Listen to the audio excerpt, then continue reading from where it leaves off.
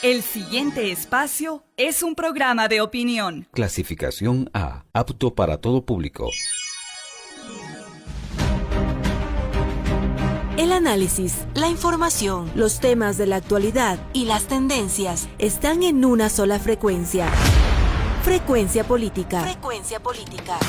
En tu radio, en tu compu, en tu celu, en tu tablet, aquí por la señal de Pichincha Universal. Comenzamos. Buenas tardes con todos, bienvenidos a una entrega más de su programa Frecuencia Política. Hoy, miércoles 21 de abril, les acompañamos desde las 18 horas por la señal de Pichincha Universal. Nos vuelve a acompañar el compañero Pavel Muñoz en su espacio Frecuencia Política. Pavel, qué gusto que volvamos a tenerte aquí en el programa compartiendo con nosotros. Sí, qué gusto, Belén. Hola, te saludo, te mando un fuerte abrazo.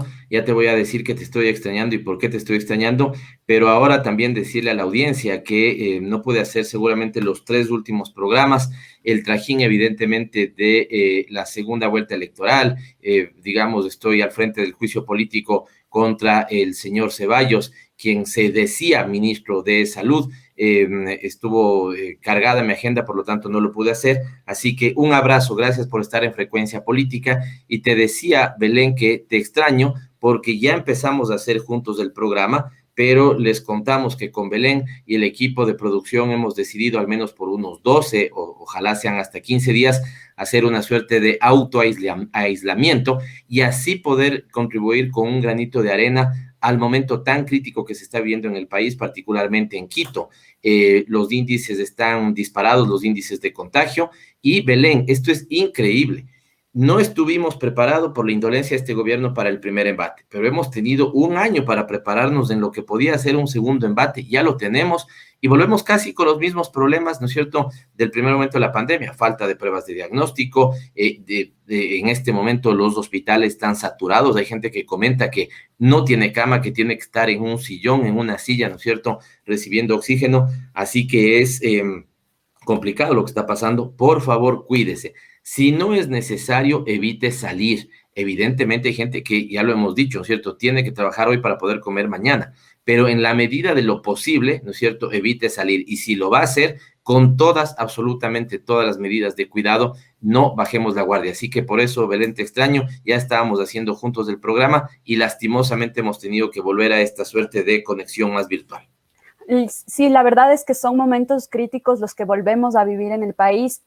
Tengo muchas personas cercanas que están con familiares con la enfermedad y me da muchísima pena que tengan que deambular por varios distribuidoras de medicamentos tratando de buscar un medicamento por el que están pagando 3 hasta 4 hasta 5 veces más que su precio oficial. Ha pasado un año y el gobierno ha sido incapaz de regular los precios tanto para los medicamentos que de alguna manera pueden salvar la vida de las personas como de las pruebas, porque los precios de las pruebas para detectar el COVID son prohibitivos. Una familia de 5 personas, ¿cómo puede pagar una prueba que puede llegar a costar hasta $90? Son cosas básicas que el gobierno debió haber enfrentado hace un año. No solamente es el tema de los médicos, de los insumos, sino también la regulación de los precios, porque el mercado privado de medicinas y de pruebas está absolutamente descontrolado y en este momento lucrando con la vida de las personas. Para eso sirve el Estado, y es ahí cuando hemos demandado la presencia del Estado para cosas evidentemente esenciales en este momento. Regular el precio de los medicamentos. Nadie incluso está planteando, si tuviéramos que llegar al momento y así defenderíamos la vida, deberíamos hacerlo, pero nadie está planteando el precio, ¿no es cierto?, de comercialización. Lo que se está queriendo decir o lo que se está exigiendo es que ese precio no sea manipulado, no haya procesos de especulación y lo suban 2, 3 veces, ¿no es cierto?, de manera especulativa. La gente que hace eso es indolente, ¿no es cierto?, total, y el gobierno que no lo controla de la misma forma. Muchos han empezado a sostener la Defensoría del Pueblo, entre otros, que tal vez es el momento, si esto llega a ser, digamos, descontrolado, tomar a cargo algunos hospitales privados que pudieran estar no al 100% de su capacidad, ¿no es cierto? Seguramente hacer un acuerdo con ellos, una suerte de arrendamiento de esos hospitales por los próximos 2 o 3 meses, ¿no es cierto? O la construcción de centros ambulatorios, ¿no es cierto?, que puedan, digamos, prevenir mejor los contagios. Pero es increíble lo que está pasando, Belén. Discusión que debimos haber tenido hasta hace un año o en los últimos 6 meses, porque absolutamente absurdo que nuevamente tengamos que estar sobre la marcha tomando estas decisiones. Y a pesar de que ya han pasado 2 semanas, continuamos un poquito con el chuchaqui electoral. Pavel, no sé si es que ya te pasó a ti o todavía no. A mí, cada vez que el electo presidente sale a dar alguna declaración, a hablar un poco de su plan de gobierno, como que me vuelve el chuchaqui, especialmente ayer en la reunión en Carondelet, donde se reunió el equipo de transición y no pude ver ni una sola mujer sentada ahí en la mesa para discutir los temas de la transición de gobierno. Ni una sola mujer en la reunión de la transición de ambos, del gobierno saliente y el gobierno entrante. Más bien, y de manera que yo no comparto, terminaron en una suerte como de, digamos, foto oficial, casi adorno, en algún momento, ¿no es cierto?, las esposas de el presidente entrante, saliente, del vicepresidente, y en ese momento la vicepresidenta, que no estuvo después en la foto, si tú quieres, ya en la reunión de trabajo. Entiendo que Borrero y Muñoz se reunieron ya en vicepresidencia, pero sí, a mí me pasó rápido el chuchaqui, pero evidentemente ¿por qué me pasó rápido el chuchaqui? Porque, digamos, en un proceso donde tu vocación está siempre, ¿no es cierto?, hacia el frente, mirar al frente, reconstruir las fuerzas, pararse, digamos, lo que decía García Linera en alguna ocasión, ¿no? Caerse, volverse a parar, volverse a caer, volverse a parar, volverse a caer, volverse a parar, caerse, caerse, caerse, volverse a parar. Eso ha sido lo que han hecho los sectores progresistas, los sectores de izquierda a lo largo de su historia, y aquí estoy, digamos yo, que me considero parte de ese sector, parado otra vez, ¿no es cierto?, queriendo enfrentar el futuro, más aún ahora que se acerca Belén, ¿no es cierto?, la posesión de la nueva asamblea, y bueno, los resultados electorales los vamos a conversar con nuestro invitado. Exactamente, y nos agarramos de esa fuerza para continuar y que este espacio siga siendo un espacio que pueda construir ese futuro de las izquierdas.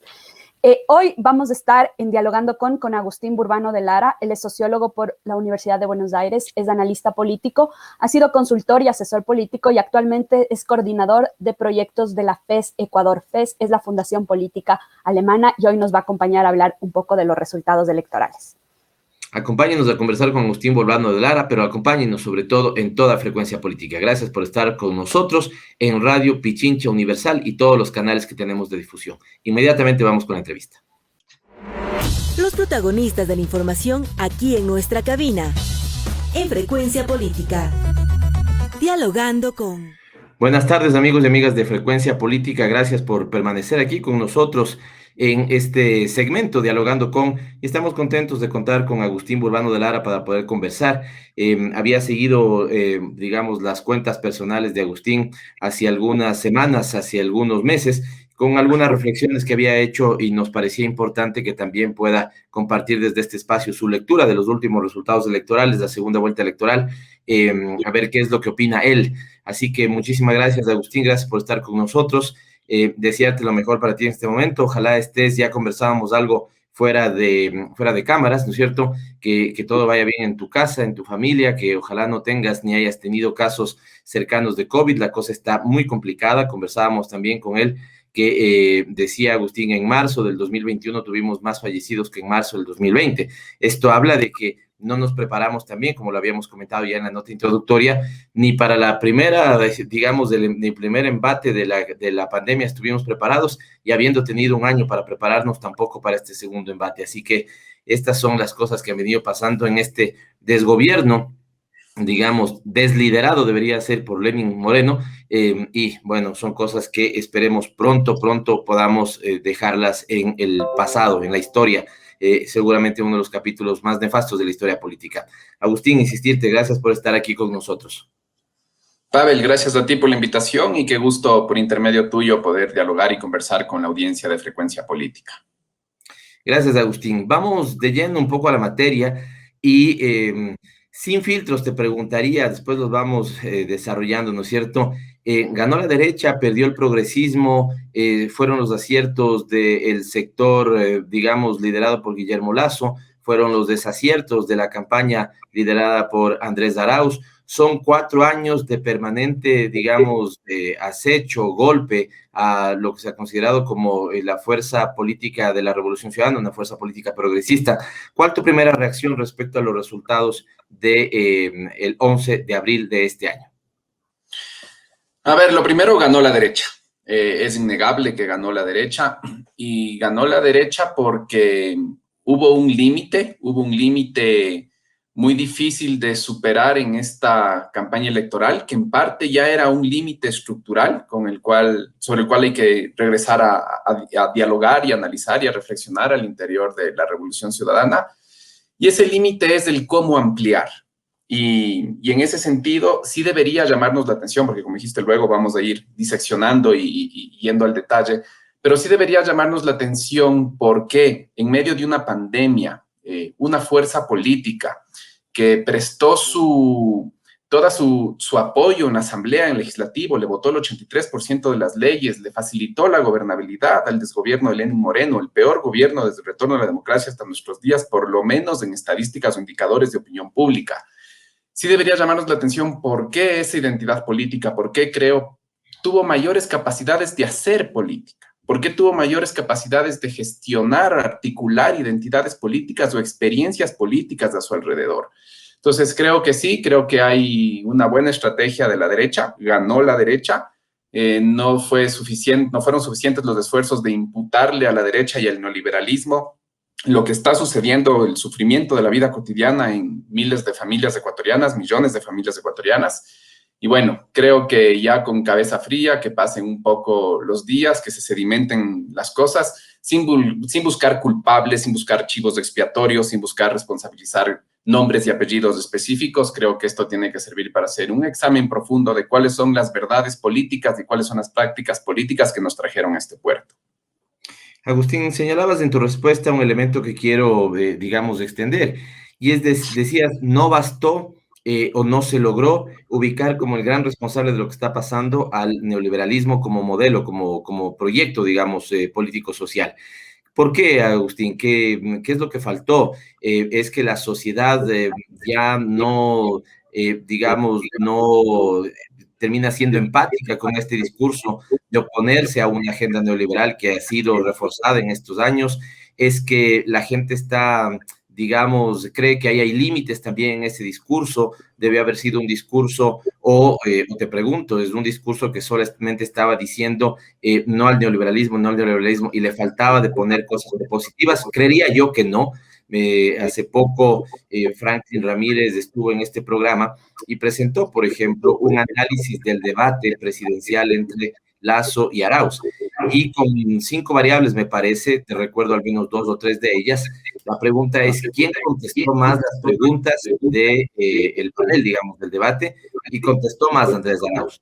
La siguiente pregunta que ellos se hacían, y no es una pregunta de pareceres, ¿no? Ellos hacían una contabilización de las propuestas, la política pública, digamos, los modelos de política pública que Arauz puso sobre la mesa. También ganó Arauz en este sentido. Arauz puso más propuestas de política pública sobre la mesa, y en cambio Lasso se dedicó un poco más a atacar en ese discurso. Así que cierro la pregunta diciéndote, creo que sí hubo de parte de Andrés un conjunto de propuestas en la mesa. Por lo tanto, matizo esta pregunta que te hacía, es que la gente ya no simplemente se convence con el tema de decir esto es responsabilidad del neoliberalismo, quiere también elementos propositivos que sí creo que estuvieron en la campaña.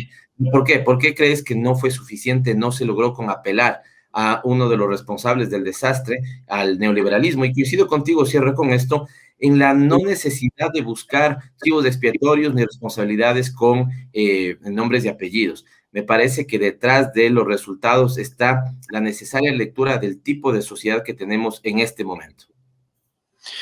Sí, creo que topaste varios elementos de la posible respuesta que yo podría compartir. La primera, voy a hablar de la comunicación política. Tenemos que aceptar que por más vínculos que se puedan con evidencia en la mano demostrar entre Lenín Moreno y Guillermo Lasso, también es cierto que el gobierno de Lenín Moreno no es el gobierno de la derecha partidaria. En ese sentido, hay un punto de diferencia con Macri. Macri es del gobierno de Cambiemos, es del gobierno del PRO, y es la derecha partidaria ejerciendo el gobierno, la administración y la gestión de lo público. Entonces, eso ya nos impone acá un límite para poder imputar a las élites y a la derecha y el neoliberalismo en su totalidad la responsabilidad del estado actual de las cosas. Entonces, ahí hay un límite. Por segunda parte, es porque portar una postura antineoliberal, sostener posturas antineoliberales, sí, requiere por una parte, como tú sostienes, que se las comuniquen y se las hagan públicas. Luego voy a regresar a este punto. Pero también demanda que esas posturas, esas estrategias, esas afirmaciones, esas alternativas al neoliberalismo sean consensuadas y negociadas. Es decir, no hay una sola forma de resistir al neoliberalismo y no hay una sola tesis antineoliberal posible en el Ecuador, ni en la América andina, ni en Sudamérica, ni en Latinoamérica. Y siendo el Ecuador un país de formas societales tan diversas, es necesario que cualquier fuerza progresista que requiera o que quiera plantear una alternativa al neoliberalismo negocie con las distintas posturas sociales existentes de esa forma de resistir al neoliberalismo. Y ahí es otra vez donde volvemos. Le faltó a la Revolución Ciudadana negociar esas formas de resistir al neoliberalismo. Y negociar esas formas de resistir al neoliberalismo es abrirse también a las posturas políticas de varias de las identidades políticas que en el periodo 2007-2017, en algún momento, sobre todo en su momento originario, acompañaron a la Revolución Ciudadana y que por distintas razones a lo largo del camino fueron haciéndose a un lado, fueron abandonando el proyecto político. Entonces creo que va por ahí. Y la tercera respuesta que te daría, ya también un poco más del lado de la comunicación, creo que para la Revolución Ciudadana, al haberlo tenido a Rafael Correa como líder histórico y máximo y como el liderazgo político más descollante desde el retorno a la democracia hasta nuestros días en el Ecuador, dio por sentada una cualidad de Rafael Correa que no es común de encontrar, y es que Rafael Correa es un gran comunicador y en sus ejercicios de comunicación es un buen pedagogo. Y en ese sentido, cuando uno hace o alguien hace una campaña con Rafael Correa al frente, es muy fácil dar por sentado que las personas van a entender el mensaje de Rafael Correa. Y cuando Rafael Correa habla, es muy fácil para la ciudadanía entender cuáles son las diferencias de la salida de la crisis, por ejemplo, que propone una propuesta antineoliberal como la de la Revolución Ciudadana, o una salida a la crisis que está proponiendo, por ejemplo, el Ecuador del Encuentro, creo, Guillermo Lasso. Yo sí identifiqué en mi conversación cotidiana en algunos sectores de la sociedad que no quedaba muy claro cuál era la diferencia entre la propuesta de salir de la crisis de Andrés Arauz y la propuesta de salir de la crisis de Guillermo Lasso. No digo que no haya existido, yo la puedo explicar, yo la puedo entender, pero no creo que se comunicaron eficientemente y se remarcaron con la suficiente frecuencia que eso requiere cuáles son las distinciones básicas en esas propuestas, porque si tomamos en cuenta que por una parte Guillermo Lasso hablaba de subir el salario básico unificado, no dijo en cuánto tiempo, pero dijo que iba a subir el salario básico unificado $500, que iba a aumentar el empleo, que iba a dar créditos en el agro del 1%. Y uno pone esos mensajes al lado de los mensajes que se hacían también desde la Revolución Ciudadana, uno empieza como a perder las distinciones. Entonces ahí lo que faltó es remarcar las diferencias. ¿Por qué los costos de la crisis de la pandemia en la propuesta de Guillermo Lasso se están localizando sobre las clases medias, sobre las clases medias bajas, sobre los sectores populares, sobre los pueblos de nacionalidades? ¿Por qué en la propuesta de Andrés Arauz los costos de la crisis no se están trasladando sobre los sectores más vulnerables? Se están trasladando, se está presionando para que los asuman de manera solidaria quienes más tienen. Es un principio básico del bienestar. Quienes más tiene, más debe aportar. Creo que ahí en esas tres respuestas yo jugaría una hipótesis. Agustín, me quedo con esto último. Falló, dices tú, o faltó una comunicación que deje ver con claridad las diferencias entre un modelo y otro. Vamos un poco más allá de esto. ¿Por qué crees? Porque las estrategias políticas han determinado que cuando tú miras los datos de opinión pública y le preguntas a la gente si está por la derecha o si se considera de derecha o si se considera de izquierda, son más bien relativamente pequeños los porcentajes que contestan hacia el uno y al otro lado. La gente suele ocuparse más en el centro. ¿Crees que desde esta perspectiva ambos candidatos buscaron el centro, caminaron su discurso más hacia el centro y desde esa perspectiva no se lograron encontrar diferencias? ¿Crees que faltó tal vez una mayor definición político-ideológica de las propuestas de Arauz? ¿Por dónde están tus hipótesis? A ver, hay algo que Moreno, el consultor político, no Lenín Moreno, dijo que a mí me parece que es algo sobre lo cual nuestra reflexión debería detenerse un poco. La Revolución Ciudadana gana la primera vuelta de manera holgada y para la segunda vuelta adopta la estrategia del que quedó cuarto. Y eso es algo que por lo menos debería llamarnos la atención. Y lo digo porque cuando uno ve el histórico del voto de la Revolución Ciudadana, uno ya daba cuenta que la Revolución Ciudadana estaba teniendo problemas. Desde el 2009, no desde el 2017, desde el 2009 la Revolución Ciudadana ya empezaba a identificar problemas en la votación en ciertos sectores de la Sierra Centro, en ciertos sectores de la Amazonía. Entonces, ¿por qué te planteo esto? Porque si la Revolución Ciudadana quería revertir sus resultados en esos sectores territoriales, en esos territorios, había que cambiar la estrategia de lo que se venía haciendo desde hace años. Y cambiar la estrategia respecto de esos sectores implicaba como te dije en la respuesta anterior, llevar a la práctica una negociación de lo que significa la postura antiliberal, y eso implica para los pueblos, las nacionalidades indígenas, conversar la plurinacionalización del Estado. Eso lo dejaría respecto de ese sector. Ahora, respecto de las clases medias, respecto de esta estrategia de haber adoptado un poco la estrategia de Hervas, yo creo que ahí se desidentifica la Revolución Ciudadana un poco, porque una marca registrada de la Revolución Ciudadana desde sus orígenes, desde el 2006, es su interpelación a las élites, es su imputación a las élites de la instrumentalización que las élites han hecho de distintos espacios del Estado como la explicación, la causa del estado de cosas actual, como la explicación, la causa de las brechas de acceso a los distintos recursos, de acceso a los distintos derechos, de acceso a los servicios estatales. Y creo que se desdibujó la Revolución Ciudadana. Creo que la Revolución Ciudadana no debió de haber dejado de incidir en un discurso en el que remarque sobre la responsabilidad que las élites tuvieron en la gestión de la pandemia y en la gestión general del gobierno de Lenín Moreno.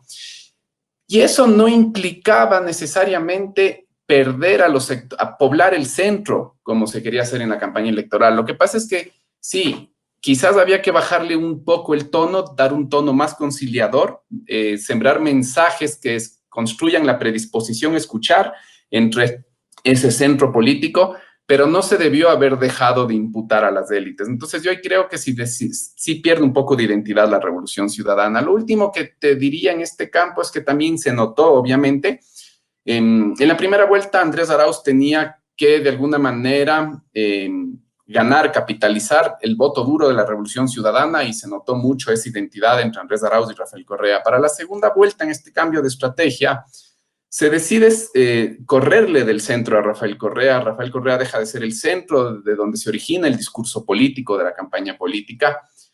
Pero si tú le corres del centro a un excelente comunicador como Rafael Correa, es para decir las cosas que Rafael Correa no va a decir. Son conocidos los límites de Rafael Correa, su conservadurismo en términos de justicia de género, los límites que ya ha generado para dialogar con pueblos y nacionalidades indígenas, los límites que ha demostrado para dialogar también en agendas ambientales. Entonces, en ese sentido, si ya haces el gesto de desplazarlo a Rafael Correa del centro, tienes que decir las cosas que Rafael Correa no va a decir, y en ese sentido la campaña se quedó ambigua. Ni dijo las cosas que Rafael Correa no diría, y tampoco dijo las cosas que Rafael Correa sí dice con la misma solvencia. Entonces nos quedamos un poco entre dos aguas. Qué interesante este último elemento, aunque te has señalado tres temas que después los voy a retomar. Pero qué interesante este último. Nos quedan tal vez un par de minutos para ir a nuestro primer corte, y tal vez te pido que amplíes un poquito más de ahí.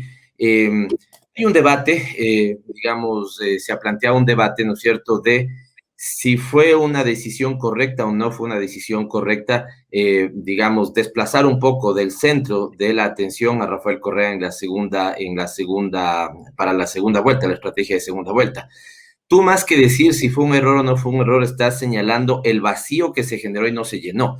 Dices, si sacaste a Rafael Correa deliberadamente, porque eso te planteaba la estrategia, ¿no es cierto?, por un momento del centro de la generación del debate político, debiste haber dicho lo que Rafael Correa no decía. Sin embargo, en ese sentido, Agustín, te debo decir que también hubo una posición deliberada de tener más reuniones, por decirte algo, con colectivos de mujeres. Ya voy a topar para más adelante el segundo bloque el tema de la plurinacionalidad. Hubo un esfuerzo de Andrés Arauz en querer hacer eso. No fue notorio, no hubo la comunicación requerida. ¿Tú lo percibiste, no lo percibiste, o fue una cosa que solamente se quedó en la burbuja de la campaña de quienes estaban pensando la campaña? Te voy a decir rapidísimo, fue tarde. Es decir, antes de la campaña electoral, las organizaciones políticas tienen que hacer los acuerdos de las articulaciones políticas y construir las predisposiciones a escuchar y a abrir una mesa de negociación. Si eso haces antes de la campaña, tú ya tienes la base material de relaciones sociales sobre las cuales vas a lanzar tus comunicados y tus discursos en la campaña. Si tú haces eso en medio de la campaña, ya es tarde, porque tienes un tiempo muy reducido para hacer dos tareas: construir la predisposición a escuchar e instalar los mensajes. En la campaña ya es un momento para instalar los mensajes. La predisposición a escuchar de todos esos grupos y de esas organizaciones se debió haber generado antes de la campaña, y ahí sí hay un límite que la política impone a la comunicación. Muchísimas gracias. Para este primer segmento estamos conversando con Agustín Burbano de Lara y volvemos a conversar con él. Solo nos tomamos un minuto para seguir con esta lectura joven, refrescada y bastante lúcida de lo que pasó el 11 de abril. Quisiera llevar la conversación con Agustín a ver cuáles son las perspectivas que tiene el Frente Progresista de cara a la instalación del nuevo gobierno, pero vamos a la pausa que siempre nos pide y que es tan oportuna de parte de nuestro equipo de producción.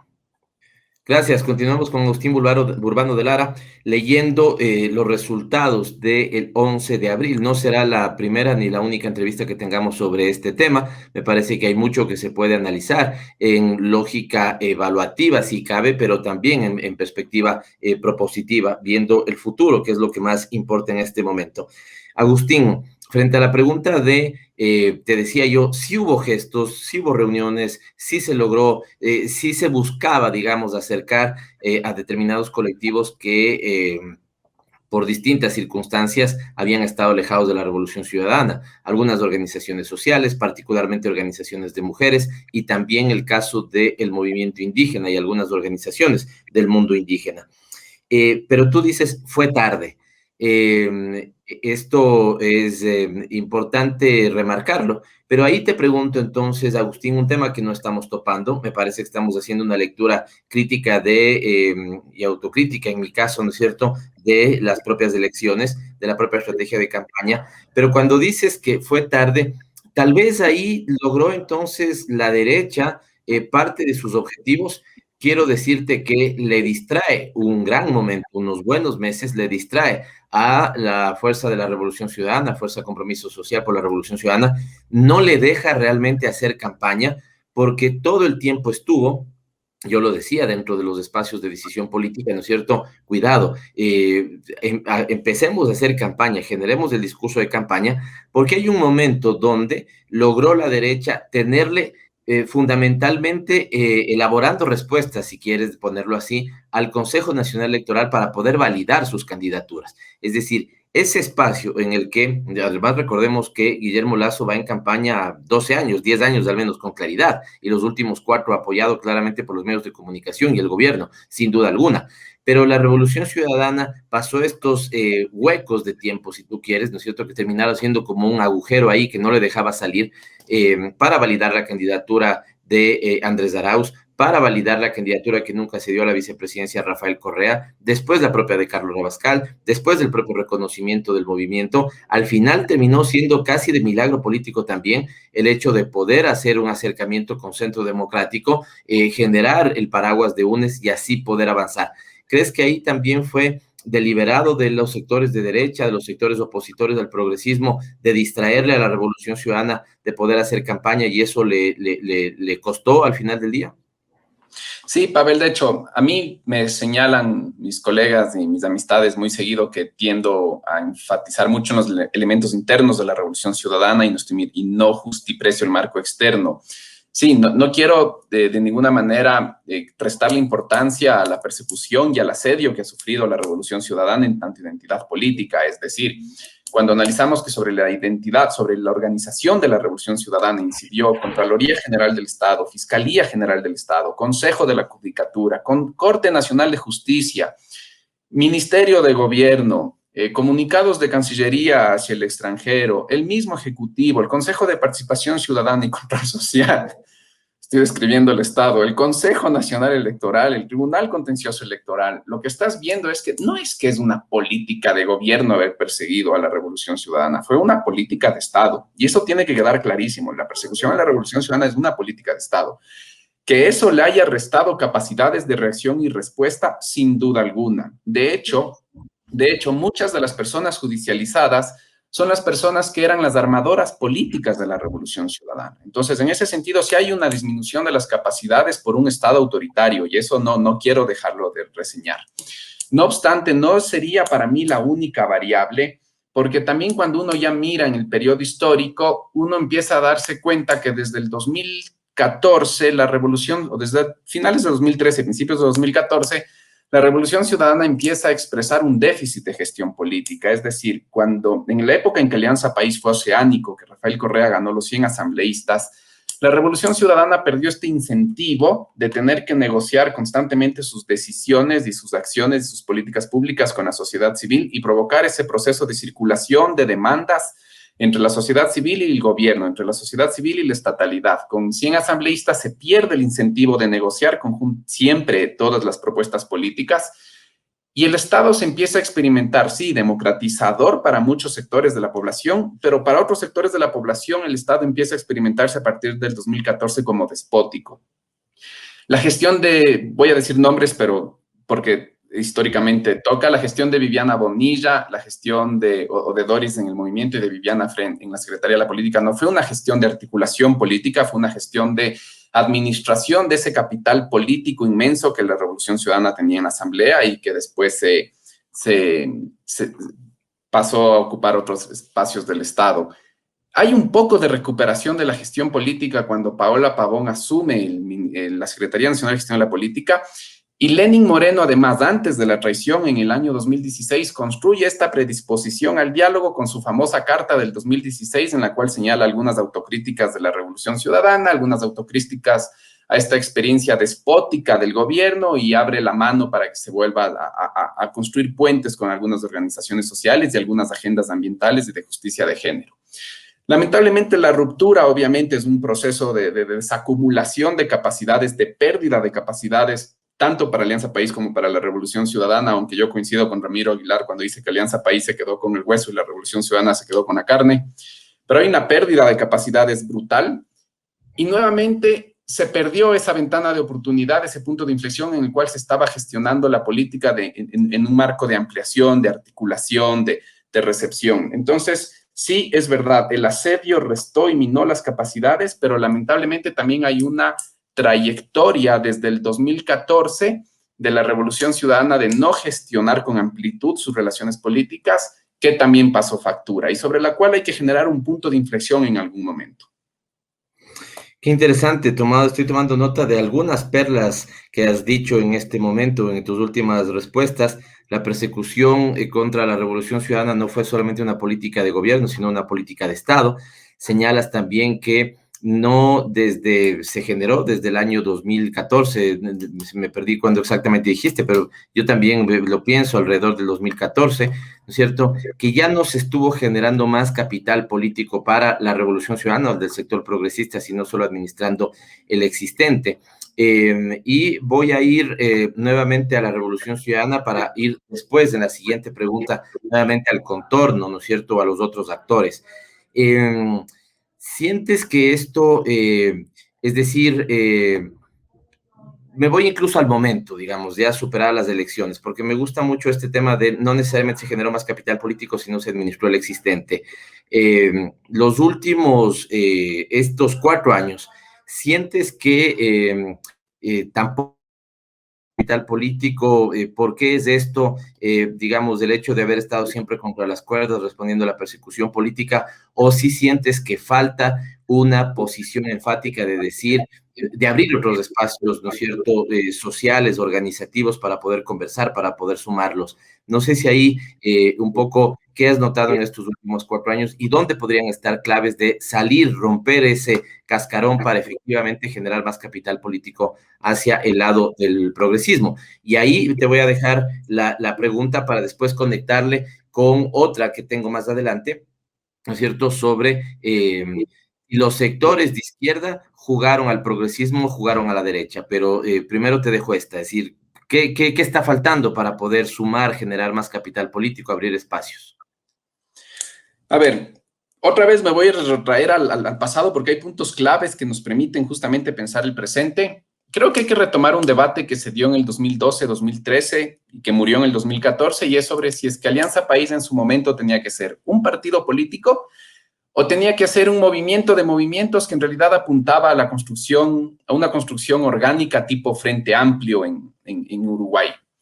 Yo he regresado mucho mi reflexión a este momento histórico porque pensando a la luz de la ruptura, de la traición, de la ruptura de Lenín Moreno y Rafael Correa y cómo nos partimos al medio, si es que Alianza País en su momento hubiese sido un frente compuesto de unidades políticas menores que lo conformaban, la ruptura no habría afectado de la manera en que afectó, porque las militancias habrían podido replegarse en sus unidades políticas menores y a partir de eso también tensionar y controlar la forma en cómo Lenín Moreno desde la estatalidad estaba cooptando las distintas dirigencias o liderazgos medianos de Alianza País, vía prebenda, vía intercambio de favores por votos o favores por lealtad o participación en la estatalidad o en la gestión del Ejecutivo. Entonces, creo que ahí hay un tema clave, hay que retomar esa discusión, porque además tener organizaciones a la interna de un frente significa tener mayores condiciones de posibilidad y puntos de contacto para gestionar la política. Un partido homogéneo no tiene las mismas condiciones de acercarse a las organizaciones que están demandando agendas de justicia de género, como sí tendría un frente heterogéneo con muchas organizaciones al interior, donde van a haber mayores condiciones de posibilidad. La lógica del frente es mucho más heterogénea y en ese sentido permite hacer más política. Ahora, saliendo de esta lectura más histórica y más orgánica, sí creo también que hay que tenerle un poco menos de miedo al conflicto, hay que tener un poco menos de miedo a la discusión política. El asedio, la persecución ha obligado que se tome una postura y una ética política de unidad, de posponer las discusiones estructurales e importantes por lo urgente. Si lo urgente es la persecución y el asedio, hay que posponer aquello que puede sembrar debate o diferencias a lo interno y que también es importante, pero no es urgente. Creo que ahora que ya pasaron las elecciones, hay que retomar esas discusiones que podrían sembrar un poco de diferencias al interior, porque es importante que esas diferencias se alumbren. Y eso es también lo que va a permitir que algunas verdades o algunas tesis que nos trajeron hasta acá sean puestas en cuestión. Yo siempre fui muy crítico, por ejemplo, octubre del 2019 para mí fue uno de los momentos de irrupción democrática más importantes que ha tenido las ciudadanías ecuatorianas en este nuevo siglo, y siempre fui muy crítico con la forma descalificadora y despectiva con la cual desde muchos sectores de la Revolución Ciudadana, legitimados por el mismo Rafael Correa, descalificaron a la cúpula de la CONAIE, les acusaron de vendidos, de haber vendido la protesta. Entonces, sí creo que esa discusión interna va a permitir también revisar algunas posiciones sobre cómo estamos desde la Revolución Ciudadana tratando a nuestras otras y a nuestros otros.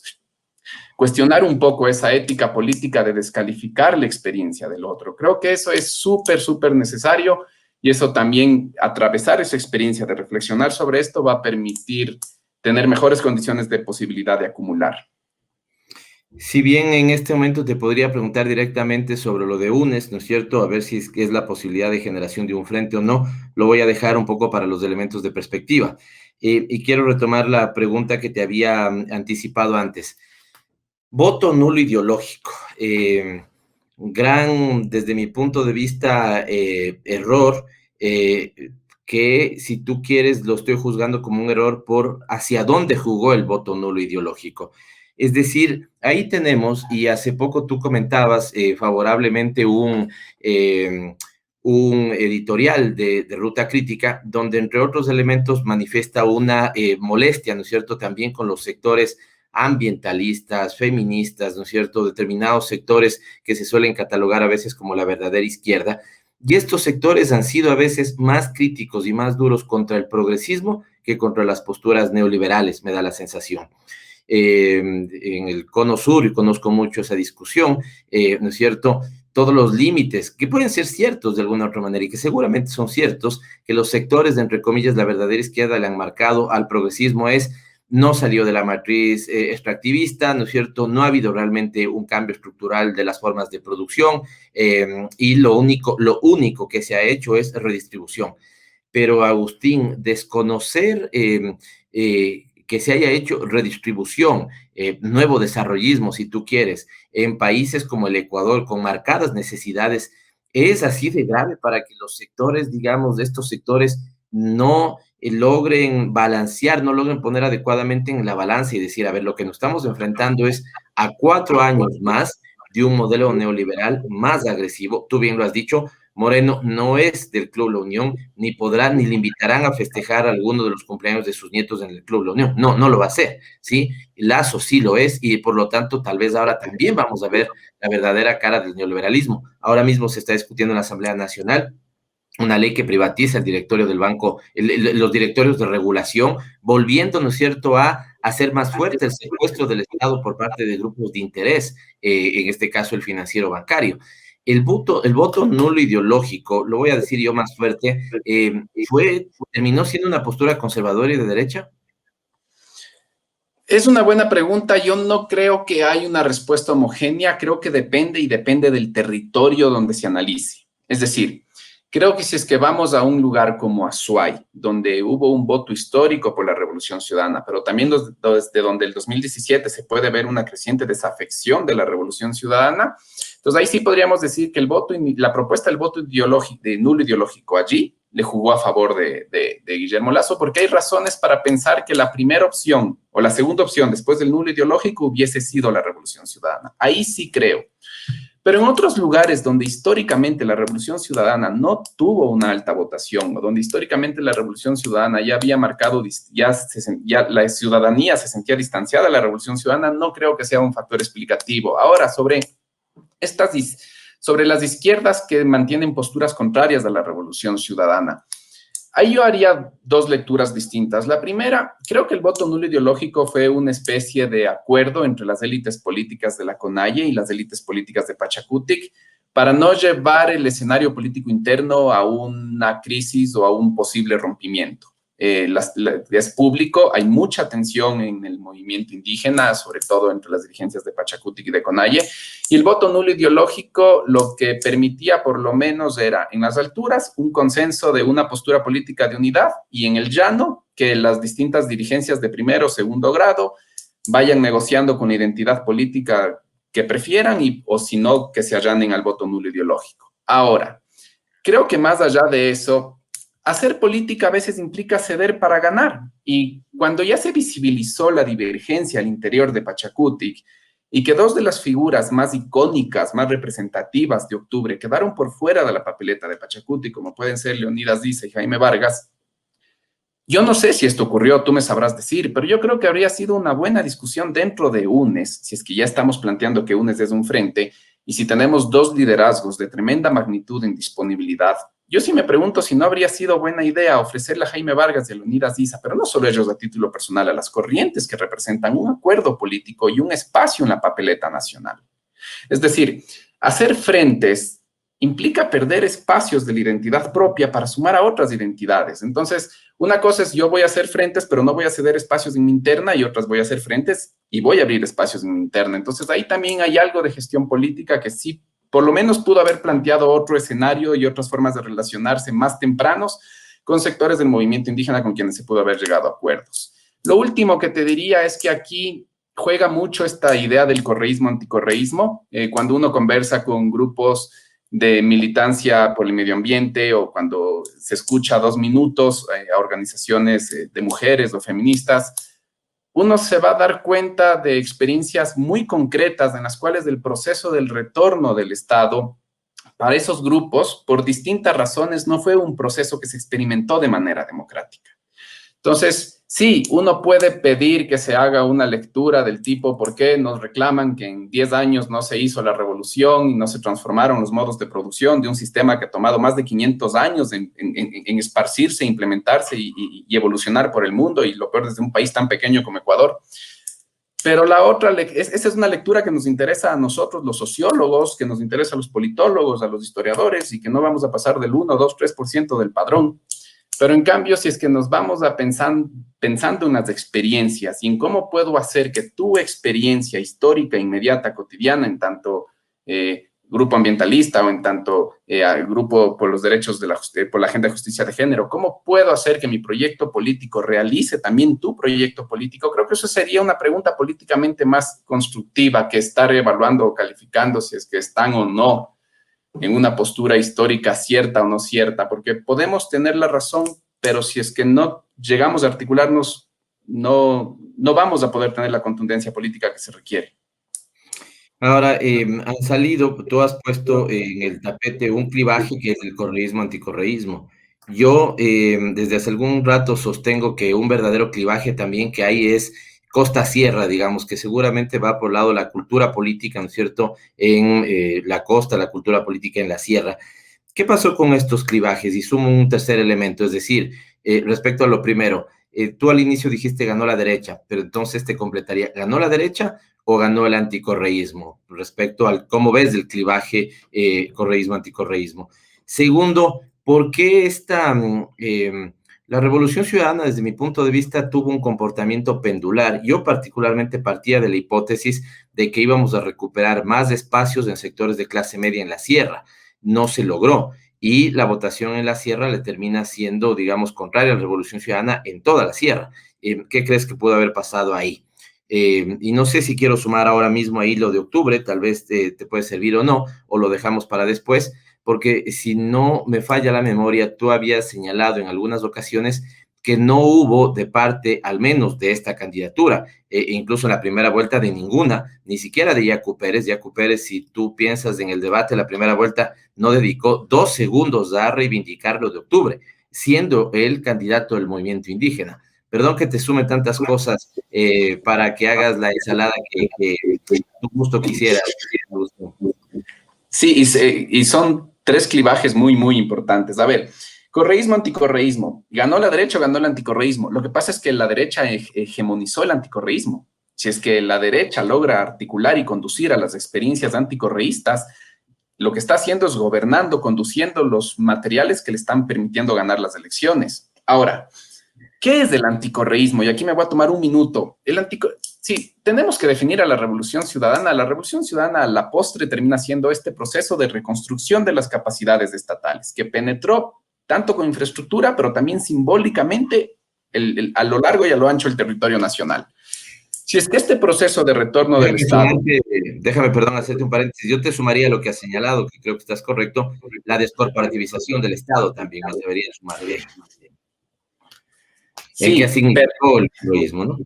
Sí, pero la descorporación... Sí, y es bueno que metas la descorporativización porque es un tema no es un tema políticamente neutral, es un tema que tiene efectos políticos, ya lo voy a comentar por qué. Entonces, ¿qué pasa? Si es que yo soy alguien que, como tú decías, es habitué de la Club La Unión y estaba contento porque antes tenía más facilidades para eludir impuestos con mis empresas offshore y ahora hay una mejor inteligencia tributaria gracias a la Revolución Ciudadana y me toca pagar más impuestos, no más impuestos porque me han subido los impuestos, sino porque me están haciendo pagar los impuestos que en realidad tengo que pagar por ley. Voy a ser anticorreísta.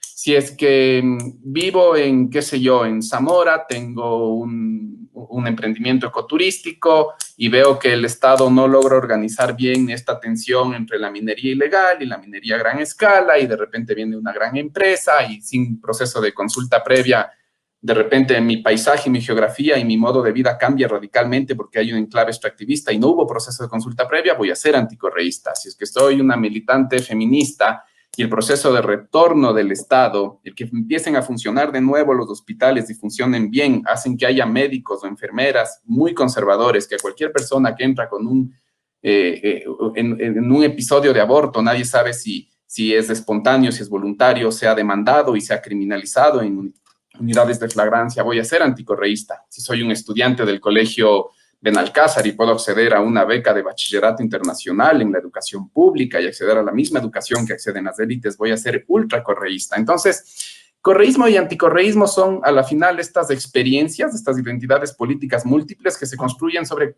cómo está apareciendo el Estado en mi vida cotidiana. Y eso está siendo favorable o desfavorable.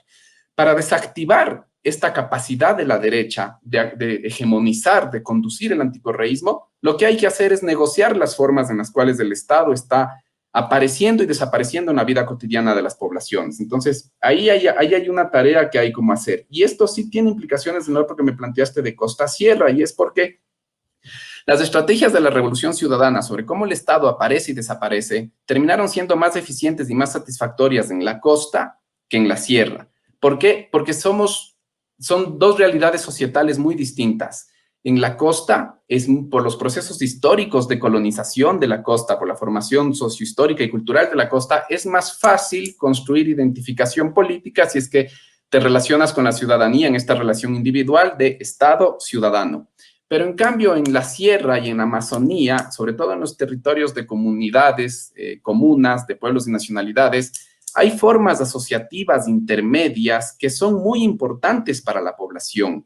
Y aquí es clave lo que tú hablas de la descorporativización, porque si bien es muy importante y fue todo un logro descorporativizar el Estado para dejar que deje de estar capturado por las élites, para hacer que el Estado deje de estar instrumentalizado por las élites, que es lo que el gobierno de Lenín Moreno volvió a hacer, es muy importante también entender que descorporativizar el Estado no implica tratar de la misma manera a las asociaciones intermedias que median esa relación entre el Estado y la sociedad civil con los pueblos y las nacionalidades indígenas, por ejemplo. Entonces, había ahí que tener una mirada diferenciada, porque no toda forma de asociación, no toda forma de intermediación entre la sociedad civil del Estado tenía que ser tratada de la misma manera. Entonces, ahí hay un tema clave. Yo sí creo que el discurso y la postura y la política pública descorporativista de la Revolución Ciudadana es una de las posibles variables a las que hay que echar una mirada para explicar la desafección de los pueblos y las nacionalidades respecto del proceso político.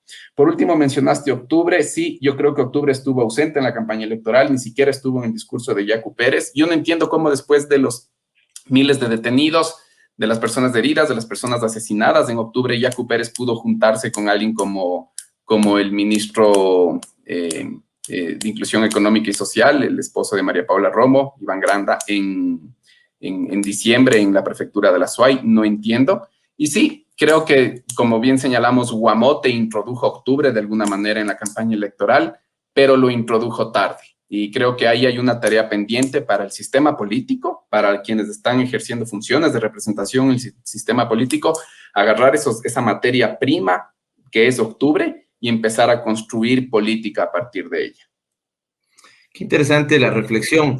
La habíamos tenido en algún momento, pero ahora la veo, digamos, reflejada en tu respuesta de la siguiente forma. Sí, por combatir este corporativismo excluyente, digamos, ese que secuestra al Estado para tomar decisiones en mi beneficio, lo que pueden hacer las empresas de telefonía celular para que el Estado no las regule, lo que quieren hacer ahora mismo, ¿no es cierto?, con la privatización de un ente de regulador, violando la Constitución del año 98 y evidentemente la Constitución del año 2008, la vigente, donde los actores regulados no pueden ser parte de los órganos de regulación, pero ahora quieren meterse ahí en los órganos de regulación.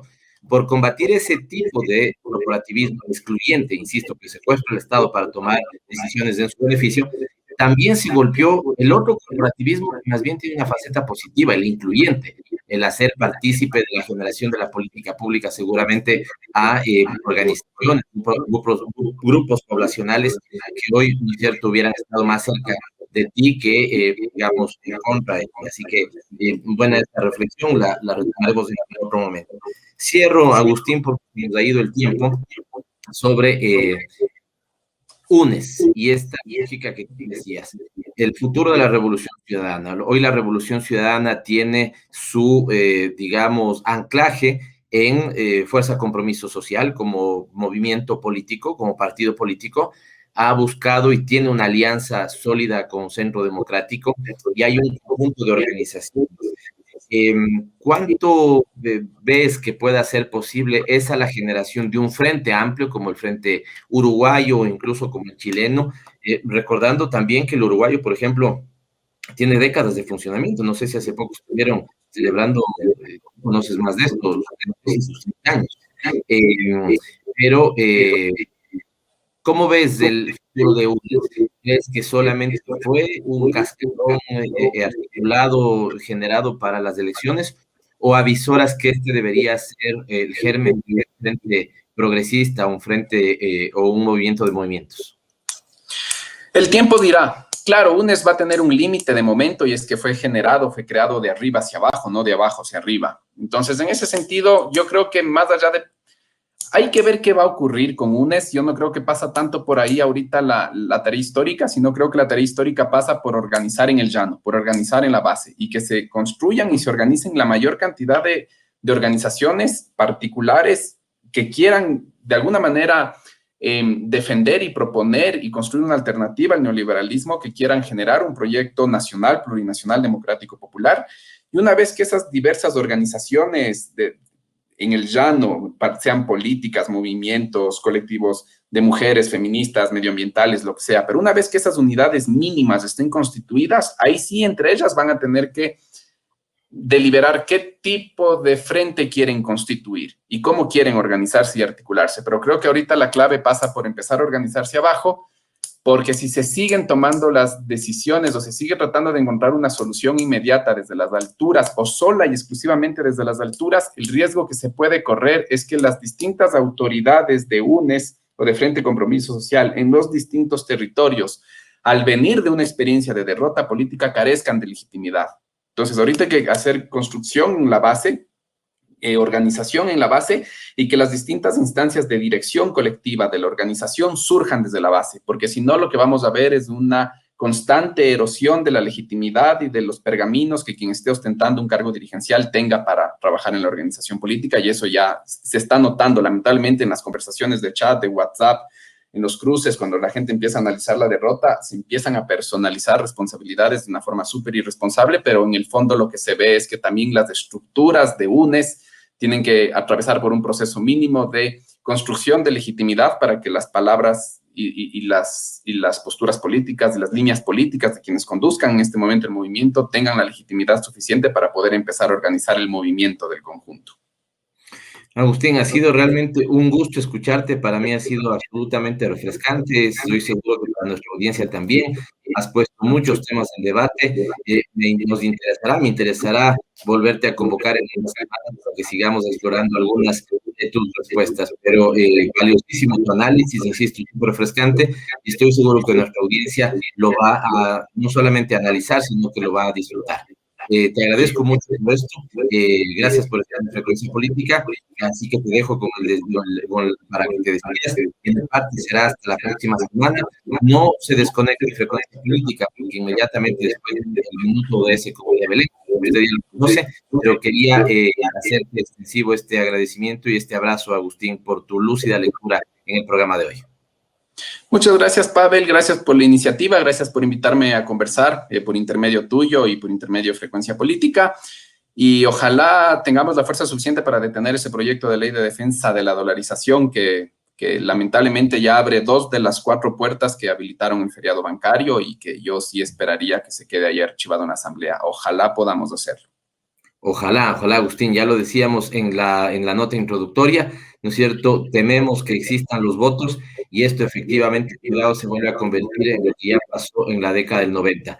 La Ley General de Instituciones del Sistema Financiero, aprobada en 1994 y festejada con champán por los de siempre, fue llorada con sangre por 2 millones de ecuatorianos que tuvieron que migrar del país cuando esa ley mostró su faceta negativa y explotó en la gran crisis económica, financiera, bancaria de 1999. Ojalá, como dice Agustín Burbano de Lara, esa ley por el bienestar del país pueda ser archivada. Muchísimas gracias, Agustín, te mando un abrazo y con nuestra audiencia nos vemos la próxima semana.